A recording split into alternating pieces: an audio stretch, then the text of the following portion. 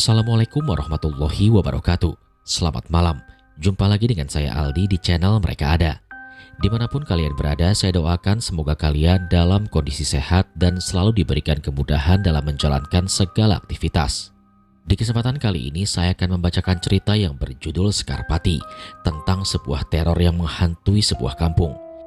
Namun sebelum mulai bercerita, pastikan teman-teman sudah support channel Mereka Ada dengan cara menekan tombol subscribe dan menyalakan lonceng notifikasinya, supaya teman-teman gak ketinggalan setiap cerita yang upload di channel ini.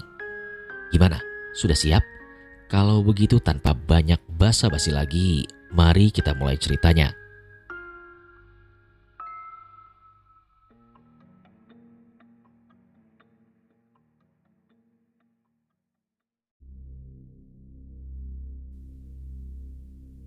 Yang mengerikan bukan hanya soal kematiannya saja, tapi arwahnya yang terus bergentayangan, dan hampir setiap malam dia menghantui para warga. Saat matahari sudah tenggelam dan saat terangnya cahaya matahari berganti dengan gelapnya malam, saat itu pula orang-orang memilih bersembunyi di balik pintu rumah mereka. Setiap orang tua pun melarang anak-anaknya keluar rumah setelah azan maghrib berkumandang. Benar-benar sangat menakutkan. Begitulah ucap salah seorang warga yang bersedia menceritakan sekelumit kisah seram yang pernah menghantuinya dan seluruh orang di kampungnya. Kala itu azan maghrib baru saja berkumandang. Suasana kampung yang awalnya ramai oleh candaan anak-anak pun kini sudah tak terdengar lagi, berganti dengan suara serangga-serangga malam. Suara pintu terdengar terbuka. Masuklah seorang wanita dengan muka lelah ke dalam kamar kosnya. Lelah banget hari ini, keluh seorang wanita bernama Sekar. Ia pun meniti langkahnya dengan pelan, lalu melepas jaket dan seragam kerjanya. Bak melihat sebuah pertolongan, Sekar langsung merebahkan tubuhnya di atas ranjang kamarnya yang hanya muat untuknya saja. Tidak ada yang lebih nikmat baginya selain merebahkan badan di atas kasur. Dan benar saja, belum genap 10 menit kesadarannya pun langsung hilang, berganti dengan alam bawah sadar. Namun belum lama matanya terpejam, perutnya yang belum lama diisi makanan itu tiba-tiba mual tak tertahan. Sekar lantas bangun dan buru-buru menuju wastafel di sudut kamarnya sambil menggerutu dengan kesal. Ia tak sanggup membendung perutnya yang bergejolak. Sekar muntah di atas wastafelnya. Sekar memuntahkannya, tapi anehnya setelah berkali-kali usahanya memuntahkan sesuatu dari dalam perutnya, yang keluar hanyalah gumpalan-gumpalan busa air liurnya saja. Sekar pun melemas, langkahnya gemetar. Ia sejenak duduk di atas ranjangnya, seraya memegang perutnya yang masih terasa sangat mual. Ia mengingat-ingat makanan apa saja yang ia konsumsi hari itu. Tapi ia rasa tidak ada yang salah hari itu. Ia makan seperti biasanya dan tak ada konsumsi makanan atau minuman asing ke dalam mulutnya. Sekar pun kembali tidur walau sambil menahan rasa mual di dalam perutnya. Lama-lama kesadarannya pun kini hilang lagi. Namun selang 1 jam lagi-lagi ia kembali bangun dengan rasa mual dan ingin muntah. Aduh, perutku kenapa begini sih? Gerutu Sekar dengan kesal. Sekar pun meraih handphonenya, mencoba mengirimkan pesan singkat kepada Yuda kekasihnya. Perutku sakit, dari tadi aku bangun dan muntah berkali-kali. Begitulah kurang lebih isi pesan singkatnya. Namun karena sudah hampir jam 2 malam, Sekar tak mendapatkan respon dari kekasihnya itu. Sekar pun kembali tidur. Namun rasa mual terus-menerus membangunkannya hingga berkali-kali. Sampai pagi totalnya sudah 4 kali Sekar bangun dari tidurnya hanya untuk memuntahkan rasa mual di dalam perutnya itu. Padahal pagi itu ia harus bekerja kembali, tapi kondisi tubuhnya belum juga membaik. Sekar bingung apa sebenarnya penyebab rasa mual di dalam perutnya. Pagi harinya handphone Sekar bergetar saat ia lihat ternyata Yuda menelponnya. Sayang, maaf, semalam aku ketiduran, ucap Yuda sesaat setelah Sekar mengangkatnya. Apa perutmu sekarang udah normal lagi? Tanya Yuda. Belum, rasanya lebih parah, kepalaku pusing, badanku juga lemas, jawab Sekar. Kok bisa sih? Kamu kemarin makan apa? Aku makan kayak biasa, gak makan aneh-aneh, terang Sekar. Oh, mau ke klinik? Ucap Yuda menawari. Emangnya kamu gak kerja? Aku tukar shift aja hari ini, aku masuk malam, kata Yuda. Ya udah ya, agak siangan aku ke kosan kamu makan dulu seadanya, ucap Yuda. Sekar kemudian mencoba menghubungi atasannya, mencoba mengirimkan kabar jika ia sakit, sehingga tidak bisa berangkat kerja pada hari itu.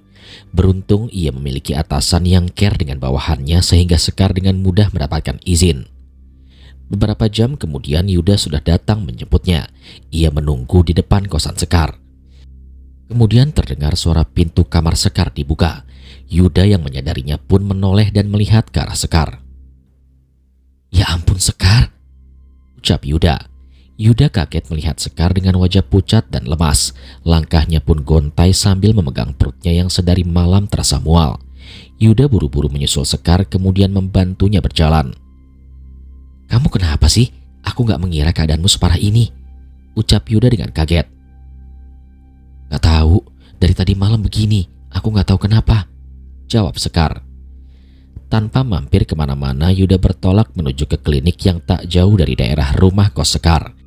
Di sana ia ditangani oleh dokter perempuan yang sebut saja bernama Dokter Sinta. Dokter Sinta memeriksa setiap kondisi tubuh Sekar, mulai dari tensi, lidah, sampai dicecar oleh beberapa pertanyaan untuk mendeteksi sakit yang ia derita. "Saya sakit apa ya dok?" tanya Sekar setelah Dokter Sinta melakukan beberapa pemeriksaan. "Mbak Sekar, benar tidak ada masalah dengan makanan?" tanya Dokter Sinta, dan Sekar pun menggeleng. Sebelumnya apa sudah pernah merasa mual seperti ini? Atau baru pertama kali ini?" "Saya baru pertama kali dok." Dokter Sinta tampak tersenyum, lantas membuat Sekar dan Yuda pun bingung melihatnya. "Dari tanda-tanda dan gejalanya, Mbak Sekar sedang hamil," ucap Dokter Sinta. Sontak jantung Sekar serasa ditumbuk barang dengan keras namun tak terlihat. Napasnya terhenti dan matanya pun melotot di depan Dokter Sinta. Karena itu bukanlah berita baik untuknya. Sekar menoleh ke arah Yuda. Ia pun demikian. Terlihat senyum terpaksa yang terlukis di wajahnya. "Saya hamil dok," tanya Sekar memastikan. "Dok, ini beneran hamil?" tambah Yuda. "Iya mas, mbak, selamat ya," kata Dokter Sinta yang lagi-lagi dengan senyum sumringahnya. "Sudah berapa bulan dok?" "Kurang lebih sih 4 minggu," ucap Dokter Sinta. Sontak mereka berdua pun tambah kaget. Ternyata janin itu sudah berusia 1 bulan. Setelah pemeriksaan, mereka berdua pun keluar ruangan pemeriksaan dengan saling diam satu sama lain. Tak sekecap kata pun keluar dari mulut mereka berdua. "Sayang, aku hamil," ucap Sekar sesaat sebelum masuk mobil Yuda. Seketika air matanya keluar dengan sendirinya. "Aku gak mau hamil, aku takut." Namun Yuda menyuruh Sekar untuk masuk ke mobilnya terlebih dahulu karena khawatir ada orang yang mendengar omongan mereka berdua. Di dalam, Sekar terus menangis sambil memegangi perutnya yang di dalamnya sudah hidup 1 jabang bayi hasil percintaan dengan Yuda. Yuda pun tampak bingung mendengarnya. Ia tidak habis pikir jika pertemuannya 2 minggu lalu bisa membuat Sekar hamil begini. "Tapi kan kita baru sekali melakukan itu sayang, masa kamu bisa hamil?" ujar Yuda. "Ya tapi nyatanya aku hamil sekarang," rengek Sekar. "Gak mungkin, waktu itu aku melakukannya dengan hati-hati, kamu tahu kan?" ucap Yuda dengan nada yang kini mulai meninggi. Sekar hanya menangis tak bisa menjawab apa-apa. Ia tidak menerima jika ia hamil sekarang tanpa ada ikatan pernikahan. Siang itu Yuda mengantarkan Sekar kembali ke kosannya. Tapi saat mobil sudah berhenti, mereka berdua kembali berdebat mengenai kehamilan Sekar. "Aku akan cari informasi mengenai cara menggugurkan kandunganmu itu. Aku akan mengabarimu segera," ucap Yuda. Emosi Yuda sudah meluap-luap. Menikah dengan Sekar merupakan salah satu keinginannya. Namun menikahinya dalam keadaan mengandung terlebih dahulu bukanlah hal yang sangat membahagiakan. Justru itu menjadi petaka baginya dan keluarganya. Apalagi keluarganya dipandang terhormat oleh banyak orang. Mau dikata apa nanti kalau ia menikahi wanita yang hamil duluan seperti ini? "Tapi," jawab Sekar. Sekar menangis sesenggukan. Ia tak siap dengan usulan Yuda. "Aku akan menikahimu sayang, tapi gak dalam kondisi hamil seperti ini. Gimana kata orang kalau tahu kita menikah dengan keadaan begini?" kata Yuda. Yuda masih dengan pendiriannya. Ia akan tetap menggugurkan kandungan Sekar demi nama baiknya. Sekar pun turun dari mobil kemudian dipapah Yuda hingga ke dalam kamarnya. "Mas, Mbak Sekar kenapa?" Tanya tetangga kos Sekar tak sengaja ketika melihat mereka berdua. Lagi kurang sehat, Mbak, barusan dari dokter, ujar Yuda. Sekar pun larut dalam kesedihannya. Air matanya tak berhenti keluar dari kelopak matanya mengalir hingga membasahi bantal tidurnya. Obat pemberian dokter Sinta pun tak sempat ia minum. Beberapa kali ia masih muntah karena merasa mual. Ia meratapi keadaannya sekarang. Akankah ia harus menuruti kekasihnya itu? Atau akan tetap menghidupi janin di dalam rahimnya? Namun jika ia memilih pilihan yang kedua, Yuda pasti akan meninggalkannya dan tidak akan ada laki-laki yang mau menerimanya dengan kondisi seperti ini. Sekar tidak menginginkan hal itu terjadi. Aku belum siap menerima ini. Aku kotor, ucap Sekar berulang kali. Singkat cerita, sudah 2 hari Sekar tidak mendapatkan kabar dari Yuda. Dan sudah 2 hari ini ia hanya menyendiri di dalam kamarnya dan bertahan dengan makanan seadanya. Di hari itu pula Sekar dapat beristirahat sebelum esok kembali bekerja. Andai aku gak melakukan hal itu. Sekar terus berandai-andai dan menyesali segala perbuatan kotor beberapa waktu yang lalu. Tapi nasi sudah berubah menjadi bubur. Sekarang penyesalan tidak ada gunanya. Di tengah kesendiriannya itu, tiba-tiba suara kendaraan yang tak asing baginya terdengar dari dalam. Ya, itu adalah Yuda. Pagi itu ia datang menghampiri Sekar di kosannya. Dan tak lama Yuda pun mengetuk pintu kosan Sekar seraya memanggil namanya. Sekar, panggil Yuda. Tanpa menunggu lama, Sekar membuka pintunya. Namun bersamaan dengan pintu yang terbuka, Yuda terkejut melihat kondisi Sekar yang sangat berantakan. Lebih parahnya lagi dari kondisi terakhir saat ia bertemu mengantarkannya ke klinik 2 hari yang lalu. Kamu kenapa, sayang? Tanya Yuda terkejut. Sekar pun enggan menjawab. Ia kesal karena 2 hari ini Yuda menghilang tanpa kabar. Maaf, aku kemarin gak ada kabar. Aku lagi cari obat buat kandunganmu, ucap Yuda. Obat apa? Tanya Sekar memalingkan wajahnya. Ini, kamu coba minum ini. Aku dapat dari kerabatnya temanku yang katanya belum lama ini ia juga baru saja menggugurkan kandungannya dengan obat ini, ucap Yuda dengan memelankan suaranya agar tak terdengar oleh tetangga kosan Sekar. Sekar berbalik arah. Ia kini menatap Yuda dengan sorot mata yang sangat tajam. Apa kamu yakin akan membunuh anak ini? Dari pertanyaan Sekar, Yuda pun nampak bingung. Ia sendiri pun sebenarnya juga tidak tega jika harus menghilangkan janin yang lahir karena perbuatannya itu. Tapi mau bagaimana lagi, sayang? Apa kamu siap menerima semuanya? Aku pasti akan menikahimu. Tapi jika keluargaku tahu kalau kamu sudah hamil lebih dulu, aku akan diusir dari rumah dan akan kehilangan pekerjaanku. Kamu tahu kan bagaimana keluargaku? Ucap Yuda. Dan jika semua itu terjadi, mau dengan apa aku menikahimu? Ucap Yuda. Yuda membelai pipi Sekar seraya berkata, tenang ya, setelah masalah ini selesai, aku akan menikahimu. Yuda kembali menyodorkan 2 butir obat yang ia bawa beserta 1 kotak makanan untuk Sekar makan sebelum meminum obat itu. Sekar pun nampak bingung, hidupnya memang dalam pertaruhan. Aku sudah pesan hotel, ucap Yuda. Hotel? Untuk apa? Ya untuk kita menginap malam ini. Obat itu pasti akan bereaksi. Jadi lebih baik jaga-jaga saja, takut kamu kenapa-napa. Kemudian mereka berdua pun berangkat. Dalam perjalanannya Sekar menelan 2 obat yang dipercaya Yuda mampu menggugurkan kandungan Sekar. Gimana? Ada reaksi? Tanya Yuda. Dan Sekar pun menggeleng. Tak berselang lama mereka berdua pun tiba di hotel. Kalau gitu istirahatlah, aku akan di sini menungguimu, ujar Yuda. Namun hingga malam Sekar tak menunjukkan reaksi apapun. Yuda mulai bingung mengapa obatnya tidak bekerja. Pagi harinya Sekar masih nampak biasa saja. Mereka berdua pun masih bingung, terlebih lagi Yuda. Apa aku ditipu temanku sendiri ya? Rasa-rasanya tidak, ucap Yuda dalam hati. Karena sudah mulai bekerja lagi, Yuda kembali mengantarkan Sekar pulang. Kalau terjadi apa-apa telepon aku ya, pesan Yuda. Di hari itu Sekar masih terlihat biasa saja dan tak merasa ada yang aneh di dalam kandungannya. Bahkan hingga berhari-hari setelahnya, ia pun bingung kenapa dia masih merasa biasa saja sampai sekarang. Kenapa nggak ada reaksi apa-apa ya? Kalau begini perutku semakin membesar dan orang-orang akan curiga, ucap Sekar pada Yuda. Aku juga nggak tahu, Padahal aku sudah memberimu beberapa kapsul kan? Kata Yuda. Kalau gitu, aku akan cari alternatif lain sebelum perutmu bertambah besar lagi, imbuh Yuda. Sekar yang awalnya merasa keberatan untuk menggugurkan kandungannya kini malah berbalik mendukung permintaan kekasihnya itu. Yuda mulai memutar otak. Tidak mungkin ia meninggalkan Sekar dalam keadaan hamil seperti itu. Meski pilihannya untuk menggugurkan kandungan Sekar bukanlah pilihan yang benar, tapi ia tidak tega jika harus kabur dan meninggalkan Sekar sendirian. Hari berganti minggu, minggu pun berganti bulan, sampai tak terasa usia kehamilan Sekar sudah lebih dari 3 bulan. Namun di sisi lain, Yuda masih belum menemukan jalan yang lain. Sekar sudah semakin kalut dengan masalah hidupnya.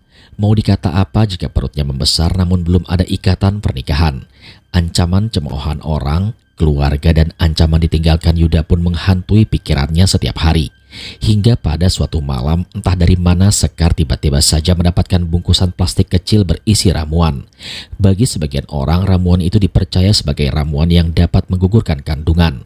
Sekar meraciknya lalu meminumnya malam itu juga. Awalnya ia tidak merasakan apa-apa, hanya rasa kantuk saja yang tiba-tiba saja datang.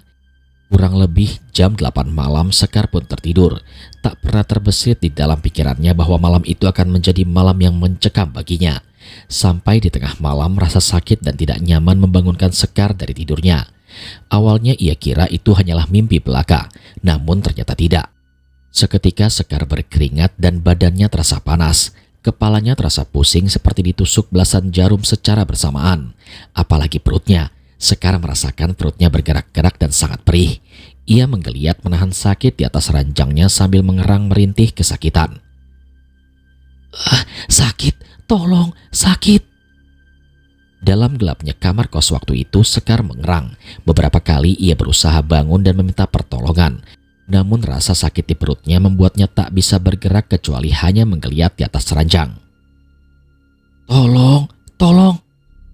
Sekar mencoba mengeraskan suaranya, namun saat ia berteriak malah membuat perutnya semakin terasa sakit yang luar biasa. Hal itu membuat Sekar lagi-lagi hanya mampu merintih dan mengerang saja. Nasib baik belum berpihak kepada Sekar, karena malam itu adalah akhir pekan. Tetangga kosnya banyak yang pulang ke rumah keluarganya sehingga membuat rumah kosannya sepi tanpa ada orang. Sekar pun lalai, ia tidak memperhitungkan segala kondisinya. Ia tak lebih dulu memikirkan mengenai resiko dari ramuan yang ia minum sebelum ia tidur tadi. Efeknya ternyata di luar dugaan yang ia kira. Sekar kemudian mencari handphonenya berusaha menelpon Yuda saat itu juga. Namun butuh 5 kali panggilan sampai akhirnya Yuda membuka panggilan darinya karena ia sudah tertidur. Sayang, tolong, perut aku sakit. Tolong aku sayang, kamu cepat ke sini ya. Pinta Sekar dengan merintih. Yuda yang mendengarkannya pun sontak kaget. Mata yang awalnya ngantuk seketika terbuka lebar. Kamu kenapa Sekar? Kenapa suara kamu begini? Tanya Yuda dengan khawatir. Pokoknya kamu cepat ke sini. Perutku sakit sekali. Aku udah gak tahan. Sekar tidak tahu lagi harus melakukan apa untuk menahan rasa sakit pada perutnya. Ia hanya bisa pasrah malam itu. Beruntung Yuda pun langsung menuruti perkataan Sekar lalu berangkat menuju rumah kos malam itu juga. Namun nasib berkata lain. Sesampainya di sana Yuda menelpon Sekar karena pintu kamarnya dalam keadaan terkunci. Namun sampai berkali-kali panggilan Sekar tak kunjung mengangkatnya. Dan Yuda pun tak mendengar suara Sekar di luar kamar kosnya. Sekar, Sekar. Panggil Yuda berkali-kali sambil mengetuk-ngetuk pintu kamarnya. Ia pun mulai panik. Rasa takut dan khawatir berkecamuk menjadi satu mengalir dari ujung kepala hingga kakinya. Yuda mondar-mandir mencari cara agar bisa membuka pintu kamarnya. Karena tak menemukan apa-apa, ia punya pikiran untuk menobrak pintu kamarnya saja. Beruntung meski terkunci, pintu kamarnya mudah dibuka Yuda saat Yuda mendobraknya. Sekar, ucap Yuda saat berhasil masuk ke dalam kamarnya yang dalam keadaan gelap. Yuda berusaha mencari saklar lampu kamar dengan senter handphonenya dan saat sudah berhasil menyalakan lampunya, ia terperanjat kaget dan seolah tidak percaya dengan apa yang ia lihat sekarang. Berkali-kali ia mengusap matanya, berharap penglihatannya berubah saat itu juga. Tapi nyatanya yang ia lihat saat itu adalah sebuah kenyataan yang sebenarnya. Di sana di depan mata kepala Yuda, ia melihat kekasihnya Sekar sudah tergeletak tak sadarkan diri di atas ranjangnya dengan banyak lumuran darah di bagian perut hingga kakinya. Yuda melangkah pelan memeriksa Sekar. Ia tidak yakin apakah kekasihnya itu bernafas, tapi karena sudah kepalang takut, Yuda kembali keluar dari kamar Sekar, lalu menutup pintu kamarnya sepelan mungkin agar tak mengeluarkan bunyi, sembari menahan nafas yang masih terengah karena masih syok. Yuda melangkah keluar kos dengan sangat hati-hati dan kembali ke dalam mobilnya dengan pelan-pelan. Bukannya menolong kekasihnya itu, ia malah kabur karena takut jika ia dituduh melakukan hal jahat kepada Sekar malam itu. Selain itu, ia merasa jika janin di dalam kandungannya sudah tewas malam itu. Di sepanjang perjalanan, Yuda merasa gelisah. Tubuhnya gemetar dan tegang. Ia masih tidak percaya dengan apa yang ia lihat barusan. Sesampainya di rumah pun, Yuda langsung masuk ke dalam kamar, lalu menyembunyikan badan di balik selimut, kemudian larut dengan pikirannya sendiri. 2 hari berselang, Tiara, tetangga kosan Sekar yang pada hari itu sedang libur kerja, merasa terganggu oleh bau amis tak sedap yang tercium hingga dalam kamarnya. Awalnya Tiara mengira bau itu berasal dari tempat sampah depan kos yang tercium hingga ke kamarnya. Namun saat ia keluar, tempat sampah itu masih kosong, tak ada isinya. Tiara pun mulai curiga. Ia memeriksa setiap sudut kosnya, khawatir ada bangkai tikus yang tak sengaja mati di depan kamar kosnya. Tapi setelah berkeliling, ia masih tak mendapati apa-apa di luar. Hingga saat Tiara hendak melangkahkan kaki kembali ke dalam kamarnya, ia mendapati banyak lalat di depan kamar Sekar. Spontan Tiara memeriksanya. Bau amis pun tercium semakin kuat di depan kamar Sekar. Rasa curiga Tiara pun kini bertambah kuat. "Sekar, Sekar," panggil Tiara. Berkali-kali ia memanggil tapi tetap tak ada sahutan dari dalam. "Mungkin masih kerja kali ya," batin Tiara kala itu. Setelahnya Tiara pun kembali ke dalam kamarnya sambil menutup hidung dengan tangan kanannya. Jarum jam di kamar Tiara sudah menunjukkan hampir jam 5 sore. Bau tak sedap itu dari kamar Sekar sedari tadi masih mengganggunya, menggelitik hidungnya. Tiara mencoba keluar dari kamar dan ke kamar Sekar lagi, karena biasanya Sekar sudah pulang pada jam itu. Kemudian Tiara pun mengetuk pintu kamar Sekar. Tiara mengetuk pintu kamar Sekar seraya memanggil namanya dari luar. "Sekar, Sekar." Semakin lama nada Tiara semakin meninggi karena kesal dan diikuti ketukan tangannya yang berubah menjadi kasar. "Sekar, kamu lagi apa di dalam? Kenapa baunya begini dari luar? Sekar, jawab." Sampai saat ketukan tangannya terlampau keras hingga membuat pintu kamar Sekar terbuka dengan sendirinya. Bau amis itu semakin menyeruak manakala pintu kamar Sekar terbuka. "Sekar," panggil Tiara lagi. Ia melangkahkan pelan, hampir tak bersuara masuk ke dalam kamar Sekar. Beberapa detik kemudian tubuhnya mendadak bergetar. Matanya melotot. Pandangannya terpaku ke arah tubuh tetangga kosnya yang entah masih bernafas atau tidak. Sontak Tiara pun berteriak. Ia tak tahan melihat Sekar tergeletak di atas kasurnya dengan lumuran darah yang sebagian sudah mengering. Bahkan lalat-lalat yang tadinya banyak kini di depan kamar Sekar ternyata sedang berlomba-lomba menerobos masuk ke dalam kamar Sekar untuk mengerubungi tubuh Sekar yang sudah tidak sadar. Dengan tubuh yang sudah bergetar hebat, Tiara berlari pergi ke halaman rumah kosnya dan berteriak meminta pertolongan kepada setiap orang yang mendengar teriakannya. "Tolong, tolong, Sekar!" Tiara berteriak-teriak ketakutan seperti orang gila. Jantungnya hampir saja copot. Ia mondar-mandir, berlarian mencari bantuan yang belum juga ia temukan. Ia lantas berlari keluar kosan, mencari bantuan dari warga yang sedang lewat. Tolong teman kos saya, Pak! Tolong saya, Pak!" Teriak Tiara histeris tak beraturan pada gerombolan bapak-bapak yang waktu itu tengah bersantai di depan warung ujung gang. Mereka pun bingung melihat kedatangan seorang wanita dengan wajah panik berharap pertolongan. "Kamu kenapa, Mbak? Kenapa temannya?" tanya Sukri, salah satu di antara bapak-bapak di sana, karena melihat wanita berteriak histeris sampai maghrib seperti ini. "Tolong, Pak, tolong, ayo Pak, tolong," ucap Tiara dengan nafas yang terengah-engah. Perkataannya masih belum beraturan karena rasa panik dan takut yang menyelimuti perasaannya. Bapak-bapak tersebut hanya menatap Tiara dengan raut muka yang bingung. Pak Sukri memberikannya air putih agar bisa lebih tenang. Tiara yang sudah kehabisan sabar, ia langsung menarik salah satu tangan bapak-bapak di sana yang bernama Pak Sukri dan mengajaknya ke rumah kosannya. Harapan Tiara hanya satu, yakni agar Sekar dapat diselamatkan. Mbak, kenapa? Jangan aneh begini," tegas Pak Sukri. "Ikut saya, Pak. Tolong teman kosan saya, Sekar," ucap Tiara. Pak Lik, Pak Darsono, ayo Pak. Panggil Pak Sukri kepada yang lain. Pak Sukri berlari mengikuti tarikan Tiara, sementara Pak Lik dan Pak Darsono mengejarnya dari belakang dengan perasaan bingung atas apa yang dilakukan oleh Tiara. Aroma amis menyengat tercium saat baru menapaki pelataran rumah kos Tiara. "Mbak, ini bau apa? Asalnya dari mana?" tanya Pak Lik dengan heran. "Teman kos saya Pak, tolongin dia, saya nggak berani," ucap Tiara yang menambah bingung Pak Sukri, Pak Lik dan juga Pak Darsono. Tiara menarik Pak Lik hingga masuk ke dalam kamar Sekar yang sudah terbuka sejak tadi. Tiara menariknya hingga tepat di dekat tubuh Sekar tergeletak, sementara Tiara meringkuk mundur ke dekat pintu dengan wajah yang terlihat tegang. "Astagfirullah." Pak Sukri spontan menjerit melihat kengerian di depannya. "Ada apa Pak Sukri?" tanya Pak Darsono dan Pak Lik menyusul. Tak sampai Pak Sukri menjawab, keduanya sudah terlebih dahulu di dalam kamar Sekar yang sudah penuh dengan lumuran darah dan bau busuk yang sangat menusuk hidung. "Ya Allah, kenapa ini Pak? Mbak, temanmu kenapa?" Pak Lik panik melihatnya. Para penghuni kos yang lain yang penasaran pun turut mengintip dari celah pintu dan jendela luar. Suasana di depan dan di dalam kamar Sekar mendadak mencekam luar biasa. Di antara itu, untuk memastikan kondisi Sekar masih bernyawa atau tidak, Pak Sukri memberanikan diri berjalan mendekati ke arah tubuh Sekar, memeriksa keadaan tubuh Sekar walau rasa takut masih memuncak di atas kepalanya. Mbak Sekar," panggil Pak Sukri seraya melangkah mendekat. Gerombolan lalat yang dari tadi mengerumuni tubuh Sekar berhamburan terbang manakala Pak Sukri mendekatinya. Perlahan Pak Sukri memeriksa sekujur tubuh Sekar yang hampir seluruhnya sudah dilumuri oleh darah. Benar-benar pemandangan yang sangat mengerikan. Mungkin itu ungkapan yang terbersit di pikiran Pak Sukri melihat Sekar yang tergolek tak sadarkan diri.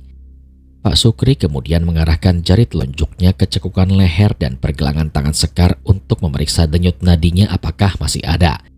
Lalu ia arahkan telunjuknya ke bawah lubang hidung Sekar untuk memeriksa apakah Sekar masih bernafas, dan Pak Sukri diam sejenak. "Pak Lik, Pak Darsono, Mbak Tiara," panggil Pak Sukri lalu menoleh ke arah mereka. "Innalillahi wa inna ilaihi roji'un, Mbak Sekar sudah meninggal," ucap Pak Sukri yang membuat semua orang terkejut mendengarnya. Pak Darsono dan Pak Lik tampak lari keluar. Beberapa orang bertanya kepada mereka. Katanya mereka hendak melaporkan kejadian ini ke kepolisian dan RT setempat. Tak lama berselang, sirine mobil menggema di jalanan masuk menuju kosan Sekar. Total ada 2 mobil polisi dan 1 ambulan datang. Setelah penemuan mayat Sekar di dalam kamarnya, riuh warga kampung semakin ramai hingga jalanan dekat rumah kos yang dihuni Sekar. Berita ini langsung tersebar luas ke telinga warga kampung. Polisi dan medis yang datang langsung melakukan tugasnya masing-masing sesuai profesinya. Warga yang sedang berkerumun pun memberikan jalan dan ruang kepada tim medis dan kepolisian. 3 orang perawat tampak sedang memeriksa dan mengevakuasi mayat Sekar, lalu memindahkannya ke dalam kantung mayat berwarna kuning. Sambil menutup hidung, banyak orang yang menyaksikan kantung jenazah itu masuk ke dalam ambulan. Beberapa polisi pun tampak sedang memeriksa kamar Sekar dan beberapa titik tempat. Tiara, Pak Sukri, Pak Lik, dan Pak Darsono pun tak luput dari cecaran pertanyaan polisi, karena mereka yang pertama kali menemukan jasad Sekar tak bernyawa di dalam kamarnya. "Pak RT, apakah ada keluarganya di sini?" tanya salah seorang polisi. Pak RT pun menggeleng. "Tidak Pak, karena belum dihubungi," jawab Pak RT. Bu Turi selaku pemilik kos bersama dengan ketua RT pun tampak bingung mengapa kejadian seperti ini bisa terjadi di sini. "Apa sudah ada yang mengabari keluarganya?" tanya Bu Turi kepada Tiara. "Belum ada Bu." "Tolong kabarkan ke keluarganya, lalu sampaikan harap datang ke rumah sakit untuk mengurus jenazahnya," suruh polisi tersebut. Bu Turi menoleh ke arah Pak RT. Ia bingung mau dari mana menjelaskannya, tapi sepahit apapun keadaannya sekarang harus disampaikan kepada keluarga Sekar. Daripada ketika jenazah Sekar sudah tiba di rumahnya tapi keluarganya belum mengerti apa-apa. "Assalamualaikum Bapak," ucap Pak RT yang mengambil peran mengabarkan berita ini. Saya RT di rumah kos yang dihuni oleh Dek Sekar." Dalam percakapan singkatnya itu, Pak RT langsung mengabarkan jika Sekar anaknya ditemukan tak bernyawa di dalam kamar kosannya.